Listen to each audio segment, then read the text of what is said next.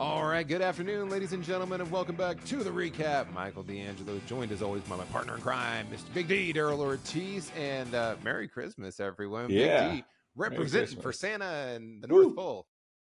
Yeah, I love it. Merry Christmas, everybody.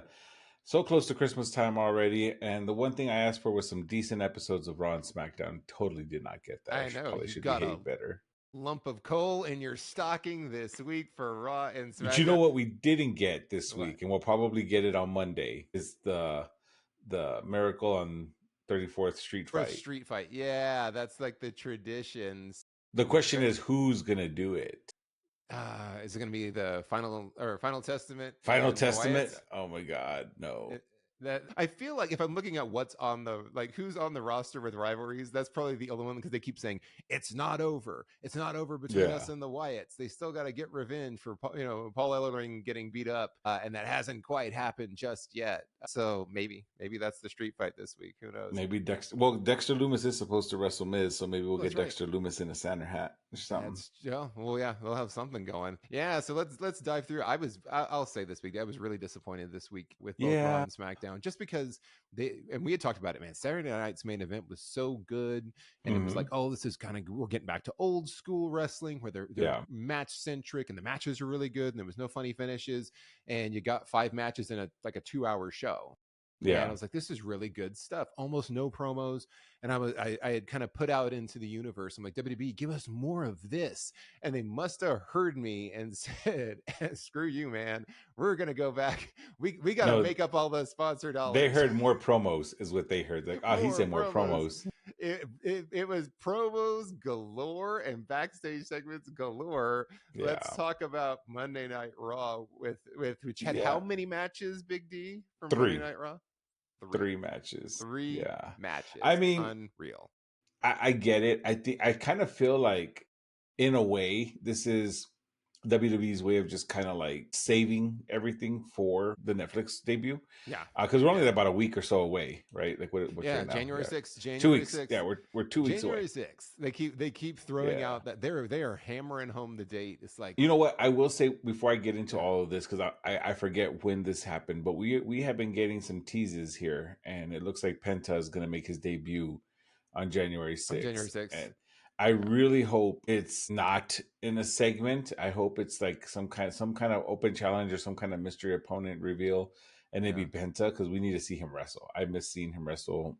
Because he's been kind of keeping it low key for now. I know he went on to AAA a couple weeks ago to say his goodbyes to AAA, and so that's It's got to be exclusive to WWE. Yeah, they don't let you float around. Yeah, you know how it goes, WWE. Unless it's TNA, then they'll let you kind of float around. But even then, they kind of stopped that a little bit. But we've been getting the teases, the 0 with the line through it, Cero Miedo, obviously as Penta's moniker. So that's going to be.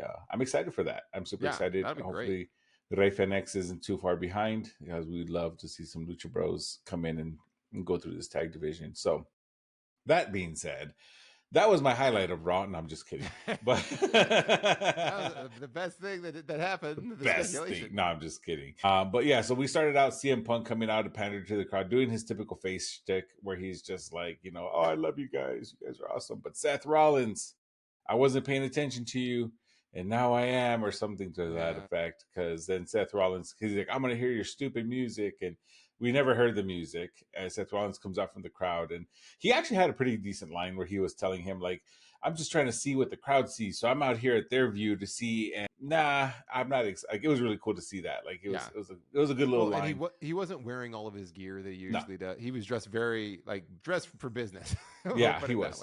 He was in his business attire, business casual. So it resulted in them pretty much just brawling in the ring, pull apart brawl, which took up a lot of time. I want to say this segment took up about a good 20 minutes or so, but probably more when you consider that they kept getting away from security and all the people that are in suits trying to hold them back. So it was a good, I guess it was an okay setup for their eventual, which will probably be on Netflix's debut. They announced it right after that. They were like, it's CM Punk versus Seth Rollins on January 6th. And I was like, they're basically building up the Netflix premiere to be a PLE.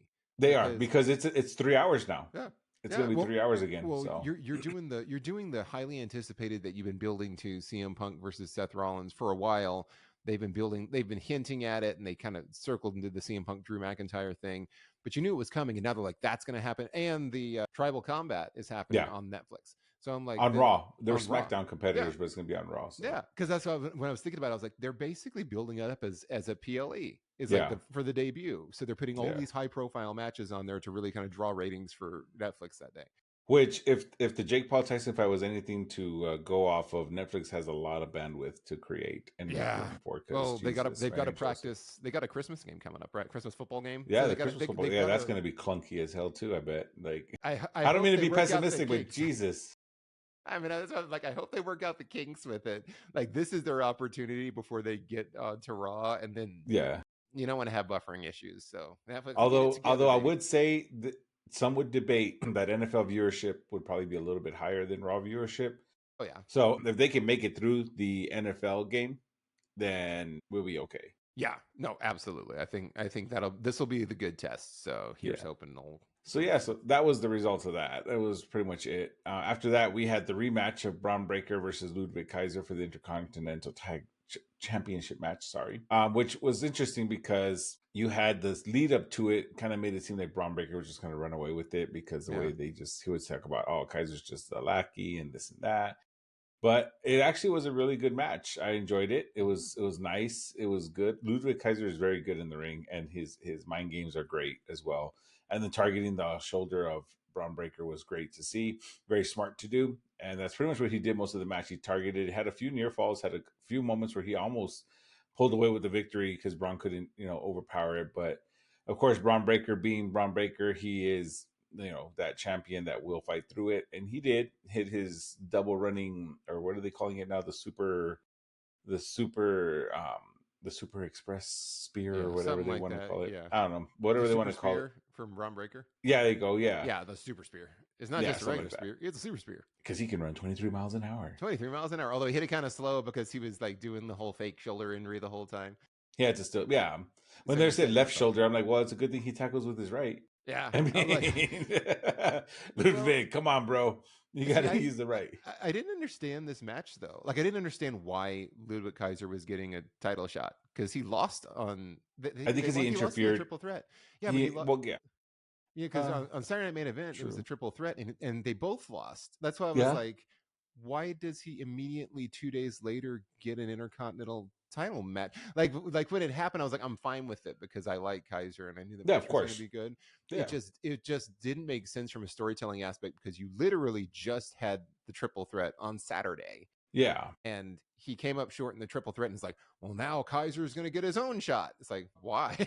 Yeah, like who did he bribe? That was the thing that kind of made me go like, And it was, to your point, it was a good match. It was fun. I just didn't really understand it from a storytelling aspect. And it took up a lot of time too. And this was the only match in hour one. Like the first hour and 15 minutes of the show, of a 2-hour show, was just this match. And of course, it had the usual commercial interruptions and all that other stuff. So we didn't just get to see wrestling. So I was, it was good, but I was like, I don't know. I agree. After that, we had Liv Morgan come out with Dom and Raquel because Raquel had her upcoming triple threat match. So I guess they used some TV time to boast and brag, talk about Liv being the best women's champion in the world. Yeah. Of course, this was all just to set up Rhea Ripley coming out and telling her that she already confirmed it with Adam Pearce that they're going to fight. She's going to get her title opportunity, which I think it is at the Netflix show debut as well. It's probably gotta be like this is all just setups for it. I don't think they officially said. They just said in the future. Yeah, she's Monday, gonna get it, but they didn't say when. They didn't say when, but you gotta imagine that it'll pop up. Like they'll probably announce it on Raw. Yeah, and that it's gonna happen the following week or something like that. It's gotta be. It has to be because I'm trying to. They haven't really put anything yet for that. So yeah, that's interesting. I'm not sure, but anywho.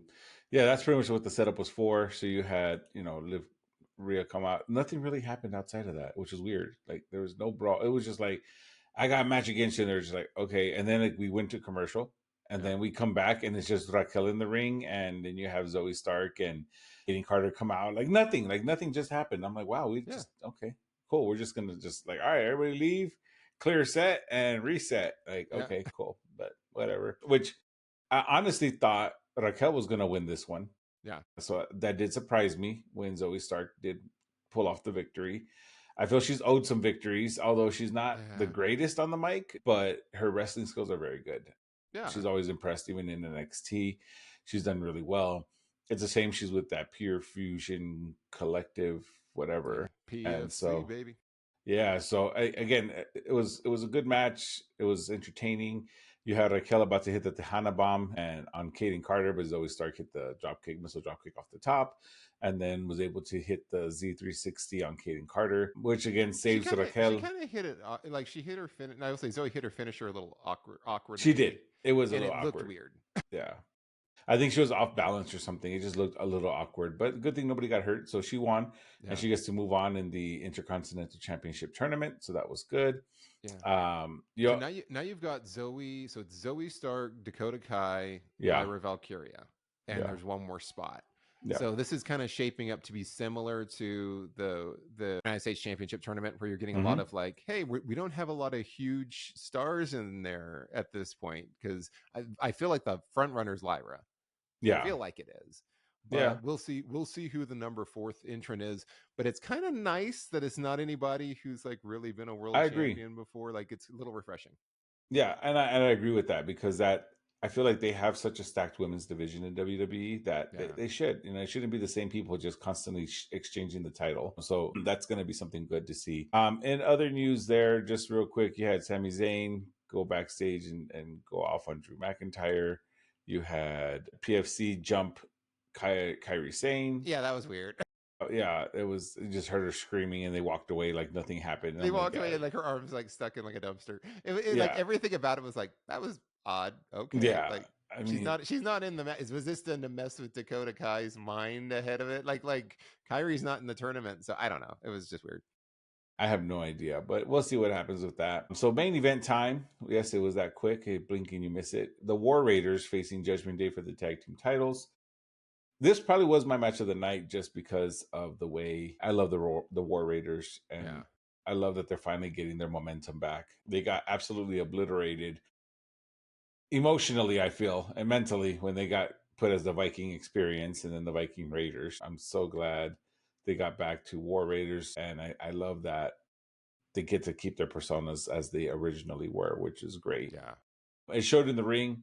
You had the athleticism, and you had the strength. You had the perfect combination between the two, and it was just great to see.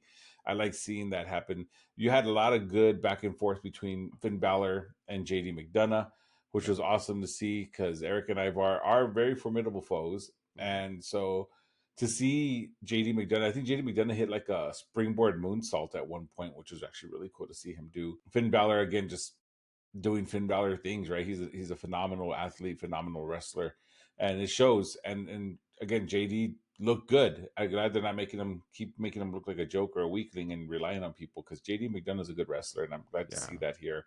But it wasn't enough, right? And the reason for that is because towards the end, Finn was about to give up and just grab the chair to take out the War Raiders, and he couldn't pull the chair. He kept getting stuck. This chair is stuck on something. I don't. He's like, they're looking at the ring, and he's like, "What the hell?" And he turned around, and it was Damian Priest disguised as a camera guy or a timekeeper, and that was his only distraction, because Finn Balor was like, "Oh crap!" And it was enough to distract him to where the Viking Raiders, I'm sorry, I'm calling Viking Raiders, War Raiders, were able to hit their finisher, the War Machine, and win the tag team titles. So I was happy to see that.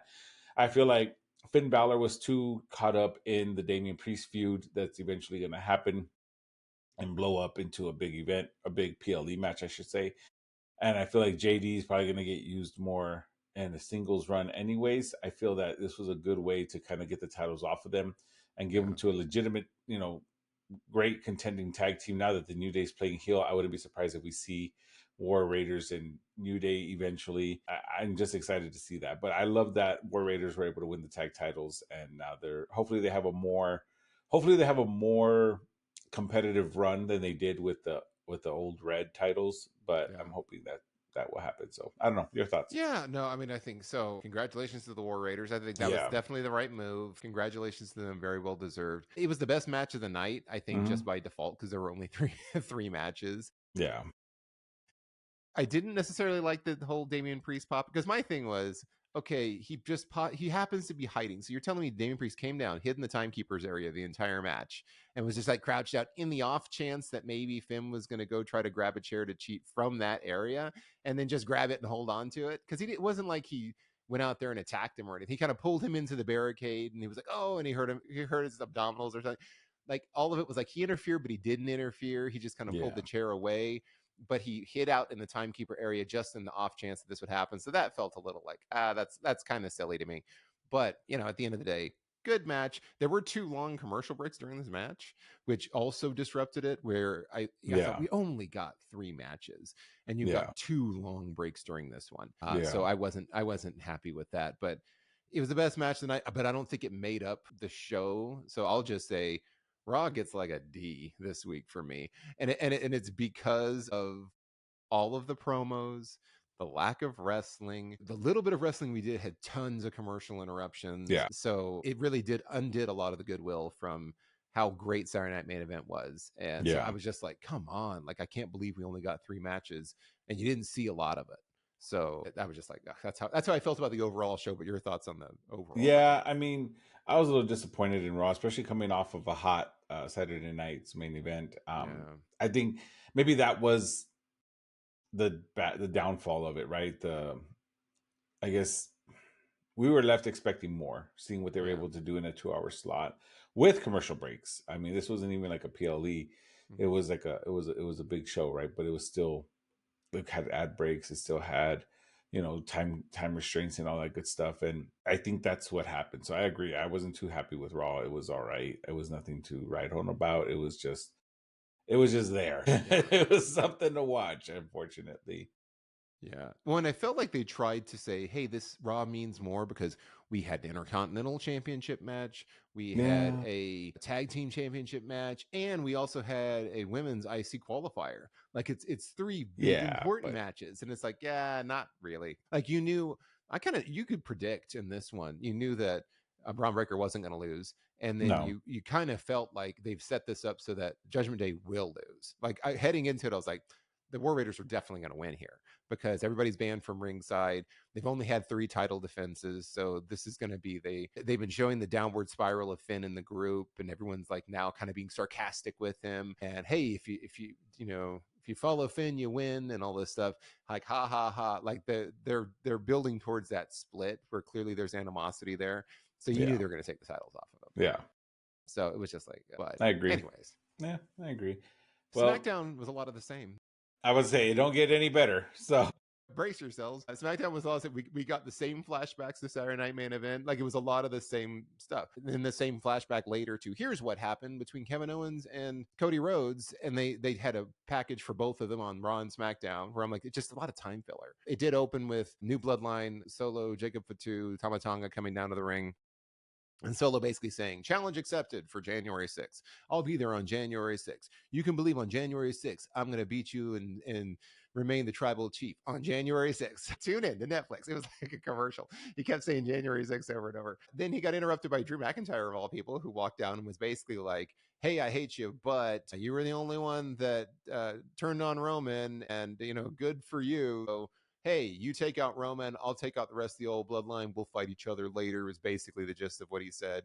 And then while that was happening, you get random Jimmy popping up and attacking Drew McIntyre with his crutch, and then they just kind of go away. And then you had random LA Knight's music hitting, and LA Knight runs down with Apollo Crews and Andrade, and then they just start attacking them. And it was like, this is just kind of like a run out brawl. And then you hear from Michael Cole, oh, hey, they've got a triple threat match right now anyway, coincidentally. And then it was just like, go to break. And then you come back from break and the match was already like underway.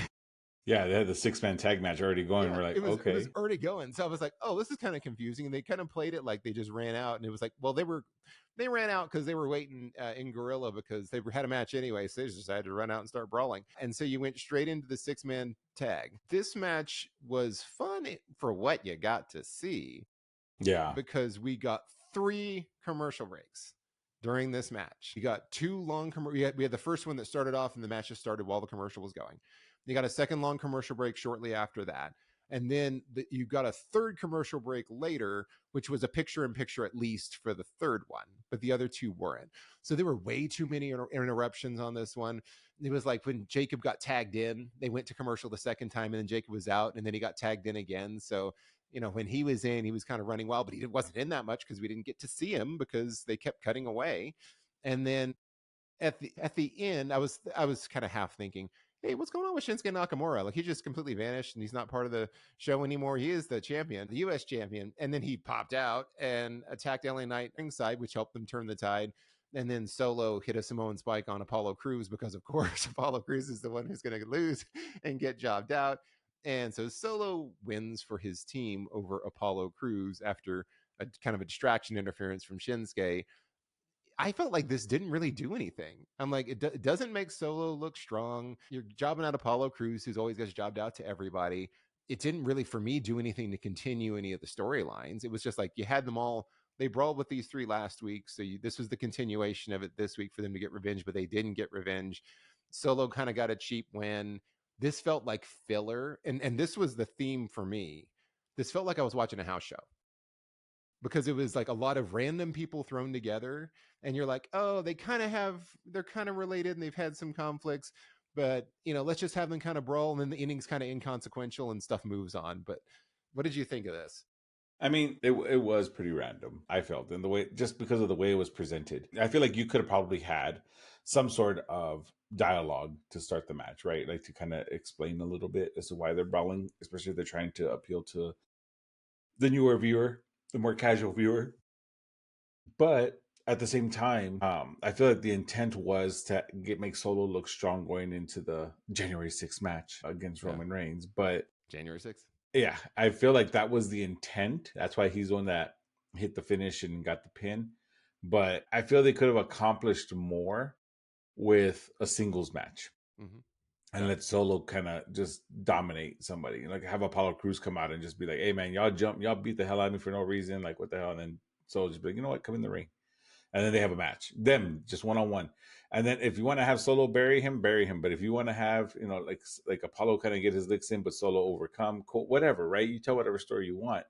But I feel you could have accomplished more in a one-on-one match than you did with the 6-man tag, because now you had Shinsuke come out and out of nowhere and just take out LA Knight, which is odd because what's his beef now? Yeah. Like, what's his beef now? Because he wants to mess with him. He already won the title from him. Like, he already won. Like, move on. You're done. But I guess not. So that, I wasn't a fan of that. Andrade, he's just there.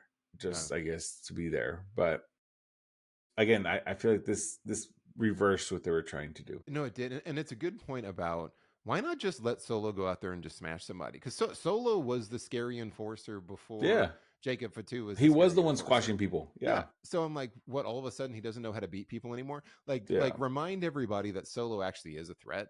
And doesn't need help all the time and can win on his own and can be dominant, because he should be able to crush anybody who's like mid-card. And then, the challenges are going against Roman Reigns, who's had the longest reign in modern history, and he's special near the top. So you need somebody special. Line them up and make them equals, as close to equals as you can. So having him go out and just destroy somebody makes sense. But they've regressed more into he's the kind of the slimy Kurt Angle heel. Yeah, that is like actually kind of a wuss and needs help all the time. Is what they've done with him. I agree, and that's the downside of doing it like that, because now you're like, well, then the only way he's going to win is with interference or help from the bloodline, and I think that's like Roman did have the help from the bloodline at times, but when it came down to like one-on-one matches, like, he would just dominate and he would just like overpower and just win. So I think it played to his character more. It built his character better because it showed, hey, I don't need the help from the bloodline, but I get it anyway, just because I'm the tribal chief. Like, that's what made Roman more hateable. Like, people hated him because of that, because they're like, you don't even need the help. Yeah, like, you don't need the help. You're just being a jerk. Like, that's how Solo should do it, because Solo was the enforcer. They become the street champion or something like that, and then NXT. Like, he should be the one to just like handle business on his own. And then just because he feels like it, let the new Yeah, it's just bloodline stick the jump in. rest of the crew on people. It's like Yeah. that's where you do the whole like strength in numbers, and we're going to dominate everybody, Hmm. and everyone's going to have titles and success because you had Yeah. the Usos were the tag champions. Like you have everybody get decorated, but yeah, this one just feels like they've regressed them too much. But I agree. anyways, after that, it was all Speaking of backstage. regression, Speaking of regression, we continued we had the Motor City Machine Gun interview backstage where they're complaining. We had Chelsea Green, awkward. You won the championship. You know, she's going to Disney World interview, and then you had and Cody she versus. did actually. Did She she did actually go go to to? Disney. She did go to Disney World. I was like, Yeah, there's a assume picture that with was her true. and Matt Cardona at Disney posing in front of Nice. the castle with the title, which I thought was Oh, that's hilarious. cool. Yeah, it's like so they had that. They had that. Then they did the flashback package for Cody versus KO. Then we had a video package from KO talking about how this is everyone's fault but mine. I'm Mm-hmm. keeping this belt. Whatever happens next is on you, management. And then you had Ciampa and Johnny Gargano calling the Motor City Machine Guns morons backstage. So it was just lots of like filler, in a Mm-hmm. row. The only my spot of the night from this was when Johnny Gargano was complaining about how they said I'm not a man, I'm all man. I made a kid, and it was so stupid that I was like, "Ha!" That made me chuckle in a night that nothing was making me happy. That Yeah. cracked me up. So hats off to you, Johnny. You had the moment of the night for me on what was a light night. And then after this, we got Grayson Waller effect. I'm like, oh, it just kept going. And only had one match in the first hour. So I really thought we were just getting 3 matches like we did on Raw. So they managed to Mm-hmm. cram 3 matches that weren't all that awesome into the final hour. But that's where we started off with. Grayson Waller effect with Braun Strowman coming down dressed as Santa Claus. This segment was so clunky to me. Like all the Mm-hmm. exchanges felt really forced. They were kind of cutting each other off on Yeah. the mic and talking over. And it was like watching 2 theater students in high school, like trying to cut a promo against Yeah. each other. And so it was real clunky. I didn't feel like it worked very well. They tried to recruit Braun to be part of A-Town Down Under, and that didn't really work. Then you had Carmelo Hayes come down randomly and be like, hey, I wasn't ready last week, so I'm challenging you to a rematch right now. And then after commercial, we got Hayes versus Strowman in a rematch. That was really just Carmelo running away for most of it and avoiding Strowman. Mm-hmm. And it was like, hey, look, he has learned. He's being a tactician, which I can get that to a degree, but this just felt like filler. And it was him like running around the whole time and escaping under the ropes and then running around the ring and being chased. And it ended with like the lamest ending, which is supposed to be like, look, he did outsmart him, where Braun Strowman threw him back. And they spent too much time outside of the ring and the count was going. And then Braun Strowman picked up Carmelo and threw him into the ring, but then himself didn't beat the count. So Strowman was counted out and Carmelo Hayes won. And then they did a, Benny Hill chase to the back and then running into the backstage area after that, where Carmelo, after like another break, blindsided Strowman with a chair backstage. And then Strowman got up and was like stomping and roaring and like, rah! So apparently this isn't over between the two of them. This just felt, again, like something you'd see at a house show that was kind of silly. And it was like, this is all for entertainment value. Nobody go out there and get hurt. Let's just do some comedy. And then it wasn't too long, but just felt meaningless. But what about you, Big D? I feel like this could have been more built for like if they're going to do the Grayson Waller effect, actually have one that means something, not just to set up a clunky finish to a okay match, right? And either that or have an actual match and just let them wrestle. Carmelo Hayes, his whole thing is that he's him and all that stuff. And honestly, they're not letting him look strong as they did in NXT. And I get it. People are going to say, well, it's because they're just trying to build. I get that. But the whole point of building somebody up is to make them look good the whole way there, not make them look like a coward, the whole time. He didn't even know he won the match until he got up and was like, wait, what happened? Oh, I won. Like, no. Like, yeah. That was totally part of the plan the whole time. Yeah, exactly. It's just like, I don't care for it. Yeah, I really didn't care for either of these. I was very disappointed in SmackDown as well this week. And then hearing that it's going to go to 3 hours as well, I'm a little concerned. So, well, and that's why I'm like, this doesn't bode well because Raw knows how to do it. They should know how to do a 3-hour show. They've done lots of 3-hour shows. So do they though? Yeah. I mean, have they done it well? Well, because after this you got Alex Shelley versus Johnny Gargano in their grudge match. That was a good match. And well, it was good, but I expected it to be better because it was a little slow going. You had a long commercial break again. The crowd was kind of flat during this whole match too. They didn't really seem to be all that into it. And so it was like, okay, I expected a little bit more from both of them. And then of course, towards the end, you got Ciampa, who said he wasn't going to come out, ran out and just distracted Shelley, and then Chris Sabin kind of ran down to kind of distract Ciampa, and then Johnny Gargano hit a crossbody and then rolled up Shelley and held the tights and got a win. It was fine. It was okay on a show that didn't have a lot of wrestling. It just kind of felt flat. So it was like, this was all right. I understand you're doing that. Like, this one made sense from a narrative, because you had the whole thing with the betrayal and these two, they're obviously going to run it back and do another tag match. But right. So it made sense. It was just kind of like, it was they were limping towards the finish line of the show. They're like, we're almost there, guys. We're almost there. Come on. One more. And I was like, is this gonna be the main event? Because I was looking at the time and I'm like, there's still like half an hour, so there's got to be one more match. And then I remembered, oh yeah, we've got the women's tag match that's coming up towards the end. And then they just had more promos and Raw Netflix recap kickoff show. And then when we got to the main event, which was Bianca and Naomi versus defending the tag titles that are Bianca and Jade's against Nia Jax and Candice LeRae, the match started with 13 minutes left in the show. And so I'm like, okay, we killed, it was like half an hour left when that other match ended, and you killed 17 minutes with nonsense. Then we get 13 minutes left in the show. You got Tiffany watching backstage. Then we got a picture-in-picture commercial break. Probably the most eventful thing in this one was Nia busting herself open. Yeah. I don't know if that was hard way or if that was intended, but good Lord. It had to be, because she like banged her head on the top of the platform. It's like when she's standing on top of the turnbuckle, and so she banged her head pretty hard forward, and you heard the clunk, and then she popped her head back up, and then when she fell back down, immediately she was already bleeding.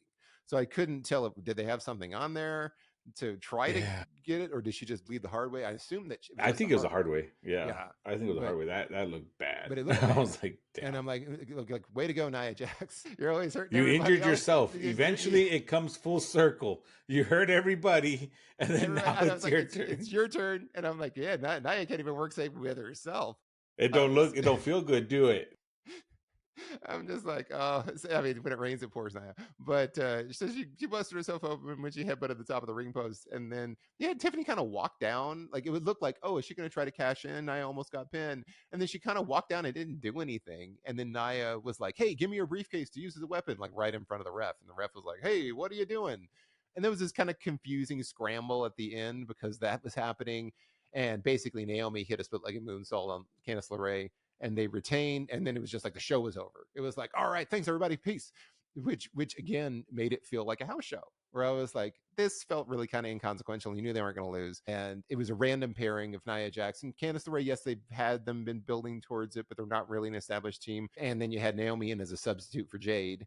So it just felt like house showy and random. Everything felt inconsequential. It felt meaningless. I give SmackDown a C also, or I give Raw a D. So I'll give SmackDown a C just because they had one more wrestling match. But it was just not great. And it really felt like, hey guys, we're phoning it in until January 6th. Tune in to Netflix. Yeah, everyone's on vacation until January. So that's how the writers are on vacation until January. We're going home for Christmas. So we don't need to do anything.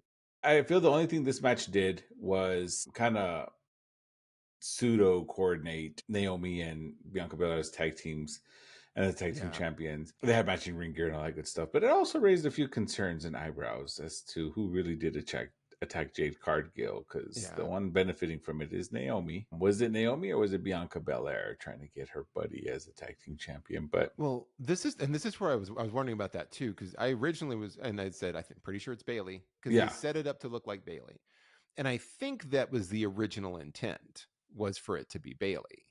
And then somewhere, because Bayley's vanished, like since losing the tournament, she disappeared, so she's gone. So I'm like, oh, did Bayley need some time off? Like, did they decide, oh, let's change the narrative now? Like, we got to go somewhere else with this. It's not it was going to be Bayley. It's not going to be Bayley now. Let's make it Naomi, or let's make it Bianca, because now it's the perception is Naomi did it so that she could become tag champions and just kind of work her way in. It's like a Fatal Attraction thing. It's like she's going in and just like, let me just come in and replace you. And that was like this kind of how they're building it. But it feels to me like it was originally going to be Bayley, and then they just changed it because they're not following those story threads anymore. Yeah, so I mean, who knows? Time will tell. Maybe during one of the upcoming 3-hour episodes of SmackDown, we'll have time to talk about it. Yeah. What rating did you give SmackDown? I give it a C minus C because minus. I could have done without that count out finish. Like that was kind of Yeah. ridiculous. Yeah, the whole thing, like it was rough, and I'm worried that we're gonna get more of the same this week because it's like Yeah, it's Christmas week. There's not gonna be a lot of especially enthusiasm. Monday. Monday's going to be a bunch of filler. It's going to be the Miracle on 34th Street fight. I'm pretty sure we should Yeah, have that. Those are always entertaining, though. I look forward to those. yeah, those I are know they're fun. goofy. I know they're silly, but I like them. So I we'll just see think all the they're fun. Christmas trees out there up front in the packages, and then people are just throwing presents around. Like you're gonna We get. need to see Santa McFoley make an appearance. That's what I want to see. I know that would be cool. That would make it for me, but I don't know. Like every time I want WWE to do something cool, they poke me in the eye. I don't know. I'll stop the The wishful old thinking. Ric Flair poke, like Yeah, they're like, and I'm like, sorry, Triple H, sorry, Mr. Levesque. I'll go. Gotta go by the actual real names now. his government Real name. name, Jean Paul Levesque, which is just Paul Levesque. Right on. Well, that was Raw and SmackDown. They limped through the finish, but hopefully we'll get better stuff this week. And that's what we got for you on the recap. Don't forget to like, share, and subscribe. Leave us comments, all that good stuff. Somebody saying the Yeah, best title that the WWE ever had. This is a comment we got. Was not the Winged Eagle belt, but was the big blue belt. We were obviously being trolled on that one. There is no way. They asked us to fight you, but we won't fight you. We'll just say that that's ridiculous, and you're obviously trolling us. yeah, But and the Winged Eagle belt still floating around. it But we is. appreciate the support as always. And have a Merry Christmas, everybody. Enjoy the holidays. Eat lots of good stuff, but not too much. And then we'll see you next week on the recap. Until then, have a great week, everybody. We'll see you soon.